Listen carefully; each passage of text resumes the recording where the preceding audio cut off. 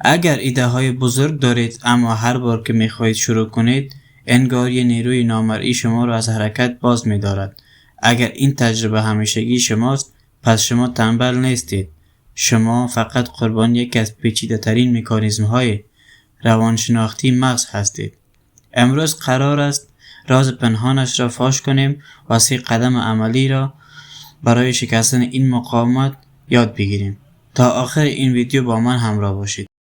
سلام. به کانال دیپ مایند با من سروش عظیمی خوش آمدید.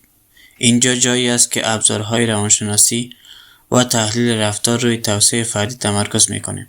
در این اولین قدم با هم یاد میگیریم چطور بر این مقاومت درونی غلبه کنیم. ترس از شروع. چرا شروع کردن سخت است؟ پاسخ در روانشناسی مغز نهفته است. 1. اثر زایگارنیک وارونه مغز ما کارهای نیمه تمام را بهتر به یاد می آورد، اما از شروع یک کار بزرگ و معلوم وحشت دارد. 2. نقش آمیگدال. بخش هشدار مغز ما آمیگدال هر کار بزرگی را به عنوان یک تهدید می بیند.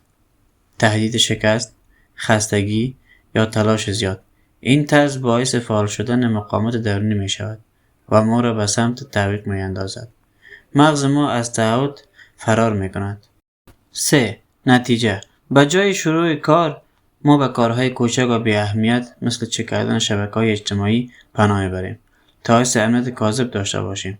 برای شکستن این الگو باید زبان مغز را یاد بگیریم. زبان قدم‌های کوچک. 4. راه حل. 3 گام عملی. 1. گام یکم قانون 2 دقیقه. گام دوم کوچکسازی شدید. گام سوم محیط بدون حواس پرتی. این 3 گام مقاومت مغز شما را بی اثر می کند. گام 1. قانون 2 دقیقه. هیچ کاری نباید بیشتر از 2 دقیقه مقاومت داشته باشد. تنها کاری که باید انجام دهید این است که فقط 2 دقیقه اول را انجام دهید. نه اینکه کل کار را تمام کنید. فقط شروع کنید. این کار به آمیگدال سیگنال می دهد که تهدید جدی نیست. بعد از 2 دقیقه ترشح دوپامین باعث می شود که خودتان بخواهید ادامه دهید. گام 2. کوچکسازی شدید. کارهای بزرگ را به کوچکترین اجزای ممکن تقسیم کنید. به جای آماده کردن گزارش مالی بگویید باز کردن فایل های اکسل. به جای شروع پروژه جدید بگویید نوشتن 5 ایده برای عنوان کار.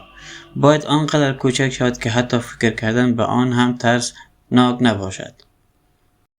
گام 3. محیط بدون حواس پرتی. مغز شما به دنبال کوچکترین بهانه برای فرار است. پیشگیری کنید. قبل از شروع کار موبایل را در اتاق دیگری قرار دهید یا در حالت سکوت بگذارید. تمام نوتیفیکیشن ها و تب های غیر ضروری مرورگر را ببندید. با این کار وقتی قانون 2 دقیقه‌ای را شروع می کنید مغز راه فرار کمتری دارد و مجبور به ادامه دادن می شود. پس یادتان باشد مقاومت شما ضعف نیست. مکانیزم دفاعی مغز است. حالا که رازش را می دانید فقط قانون 2 دقیقه‌ای را اجرا کنید و کارهاتون را فوق‌العاده کوچک کنید.